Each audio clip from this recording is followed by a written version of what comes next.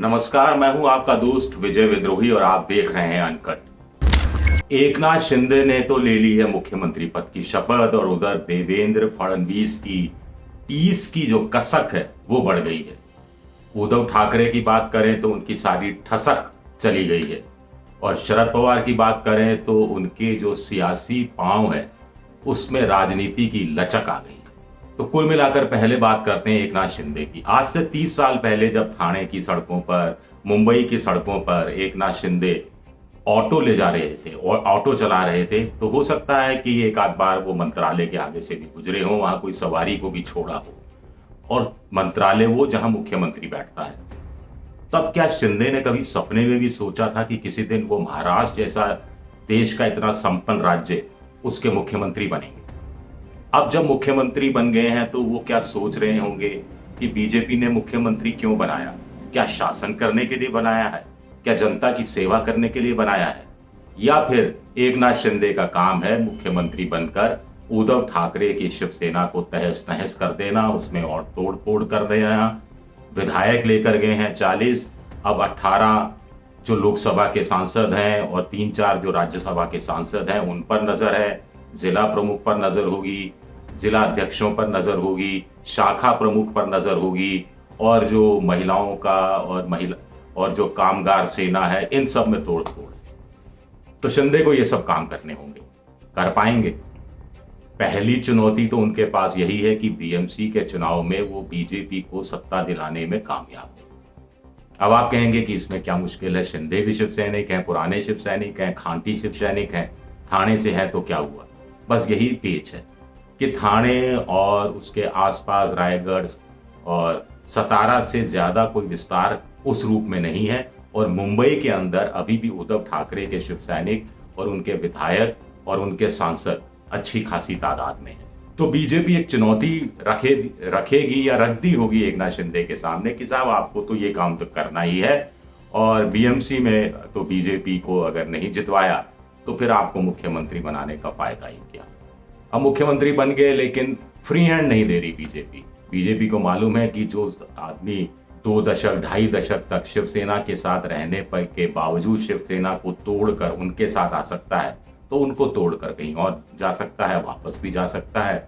इसलिए देवेंद्र फडणवीस को समझा बुझाकर उप मुख्यमंत्री बना दिया गया है, ताकि वो नजर रखते रहें कि एकनाथ शिंदे हद से ज्यादा तो नहीं कुछ कर रहे, हद को क्रॉस तो नहीं कर रहे। अब बात करते हैं देवेंद्र फडणवीस की। फड़क रहे हैं। 2.5 साल पहले जब सत्ता नहीं मिली थी तो कहा था कि टीस है, दिल में चोट लगी है। अब सरकार उनकी बन गई लेकिन मुख्यमंत्री नहीं बन पाए, मुख्यमंत्री से डिमोशन होके उप मुख्यमंत्री पर आ गए। तो अब वो टीस कितनी बढ़ गई होगी, वो चोट कितनी बढ़ गई होगी? एक तरफ तो खुश होंगे कि बीजेपी की सरकार बन गई, दूसरी तरफ दुखी होंगे कि उप मुख्यमंत्री जबकि इतनी मेहनत की, राज्यसभा चुनाव में मेहनत की, एमएलसी चुनाव में मेहनत की, और हनुमान चालीसा वाला मुद्दा उठाने में मेहनत की, इतनी मेहनत की। अब फडणवीस को 2 काम करने होंगे। एक तो आला कमान की नज़र में रूट कर नहीं घर बैठ सकते हो, और आला कमान की नज़र में खुद की छवि को चमकाना है, क्योंकि अब वो समझ गए हैं कि आला कमान में बीजेपी की कुछ नेता हैं जो उनकी तरक्की को सहन नहीं कर पा रहे, झेल नहीं पा रहे। उनमें कुछ लोग फ्यूचर का ब्राह्मण प्रधानमंत्री देख रहे थे, और यही बात शायद उनके खिलाफ चली गई है। तो आला कमान को भी मना कर रखना है। वहाँ सियासत में अगर लंबी पारी खेलनी है तो आला कमान तक भी ये बातें पहुँचे, इस बात का भी ध्यान रखना है। और दूसरा ये है कि सरकार भी चलानी है, सरकार भी ढंग से चलती रहे, एकनाथ शिंदे पर भी नज़र रखनी है, और एकनाथ शिंदे तमाम चीज़ें हड़प नहीं जाएं, बीजेपी के हिस्से में भी बहुत कुछ आता रहे, इस बात को पर भी नज़र रखनी है। और एकनाथ शिंदे अकेले शिवसेना को लूटने का श्रेय ना ले जाएं, इस पर भी देवेंद्र फडणवीस को नज़र रखनी है। तभी वो महाराष्ट्र में राजनीति के देवेंद्र साबित हो पाएंगे, ये भी कहा जा रहा है कुछ लोगों की तरफ से। उद्धव ठाकरे की बात करते हैं, ठसक जाती रही है। अब आप कैसे नेता हैं जिनके 40 विधायक चले गए, एक भी लौट के नहीं आया, और आप आश्वस्त रहे? जब 20-22 निकले थे सूरत के लिए, तभी बाकी को बचा कर रखना चाहिए था, उनकी भी बाड़ेबंदी कर देनी चाहिए थी। लेकिन साहब ये काम नहीं हो पाया। आदित्य ठाकरे अपने बेटे को आगे बढ़ाने में लगे रहे, उद्धव ठाकरे, और अब वो एक दोराहे पर खड़े हैं कि इत जाऊं या उत जाऊं। पिछले 2.5 साल में एनसीपी और कांग्रेस के साथ मिलकर अपनी लिबरल इमेज, मुसलमानों में भी इमेज अच्छी हो, शिव सैनिक जो अपनी गुंडागर्दी के लिए जाने जाते हैं, दंगे फसाद करने के लिए जाने जाते हैं, दंगे फसाद शब्द से किसी को एतराज हो तो लूटपाट का होता है, एक राड़ा है और झगड़ा वसूलते हैं, यानी पैसा वसूली के लिए जाने जाते हैं, जिसके लिए प्रधानमंत्री मोदी और अमित शाह ने भी 2014 में वसूली पार्टी कहा था शिवसेना को। तो वो छवि दूर करना चाहते थे, वो छवि हटाना चाहते थे और शिवसेना की एक बड़ी लिबरल इमेज पैदा करना चाह रहे थे ताकि उत्तर भारतीयों में भी बैठ की जा सके। लेकिन अब क्या करेंगे? अब क्या वही मराठी अस्मिता का गाना गाएंगे, उसके साथ साथ हिंदुत्व का राग भी जोड़ देंगे, जो मंत्रिमंडल की आखिरी बैठक में किया, जो 2 शहरों के नाम बदले, 4 एयरपोर्ट के नाम बदले। अगर ऐसा कर भी लेंगे तो क्या कितना कुछ हासिल कर पाएंगे? सबसे बड़ी बात है कि बीजेपी ले उड़ी है उनके उस दिल के उद्गार को। उन्होंने कहा था कि मैं चाहता हूं कोई शिव सैनिक ही मुख्यमंत्री बने, तो बीजेपी ने बना दिया किसी शिव सैनिक को मुख्यमंत्री। बीएमसी का चुनाव उद्धव ठाकरे के लिए बहुत बड़ी चुनौती है। बीएमसी का चुनाव अगर वो नहीं जीत पाए, नहीं निकाल पाए, तो सीधा सीधा आम कार्यकर्ता सोचने लगेगा कि जो आदमी, जो नेता बीएमसी नहीं जीत सकता, वो राज्य भर में क्या जीतेगा, लोकसभा क्या जीतेगा, राज्य विधानसभा क्या जीतेगा।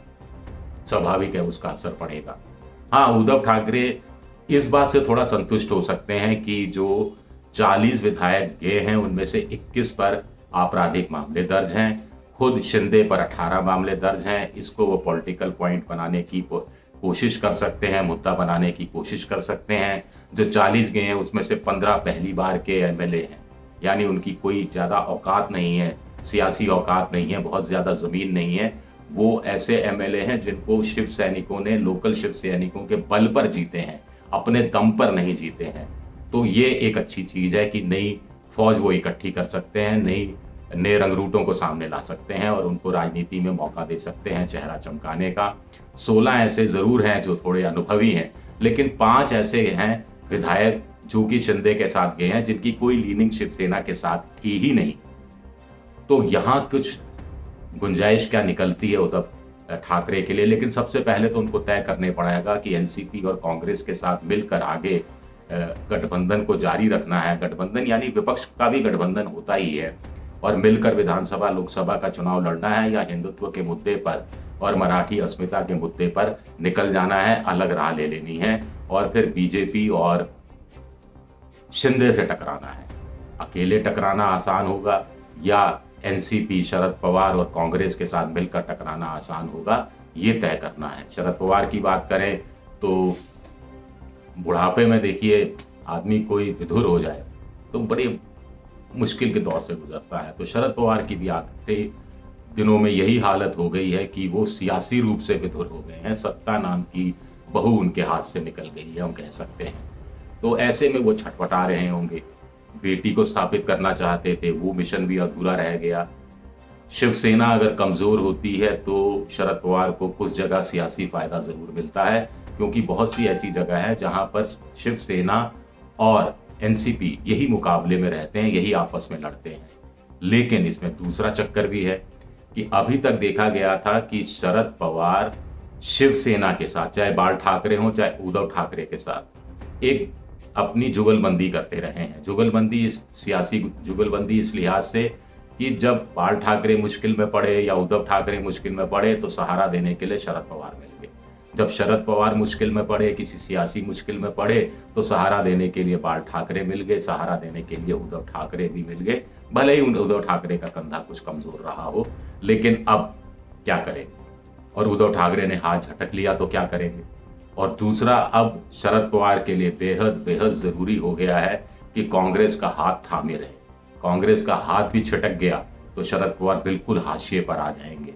तो बीजेपी ने अपनी तरफ से एक तीर से कई निशाने साधने की कोशिश की है, लेकिन हमारे यहाँ कहा जाता है उल्टा तीर लेना, तो कई बार होता है कि तीर उल्टे भी पड़ जाते हैं। तो अब ये देखना दिलचस्प रहेगा कि आने वाले दिनों में जो मैंने 4 नाम लिए, 4 किरदार, यानी एकनाथ शिंदे, देवेंद्र फडणवीस, उद्धव ठाकरे और शरद पवार, इनकी क्या भूमिका रहती है और वैसे सुप्रीम कोर्ट पर नजर रखेगी। सुप्रीम कोर्ट का कोई फैसला अगर कुछ विपरीत आ गया, सत्तारूढ़ के खिलाफ आ गया कुछ, या उनको हैरान परेशान करने वाला आ गया, तो फिर कहीं ऐसा ना हो कि एकनाथ शिंदे के दिन फिर जाए जैसे दिन अभी फिरे। शुक्रिया, बहुत बहुत शुक्रिया।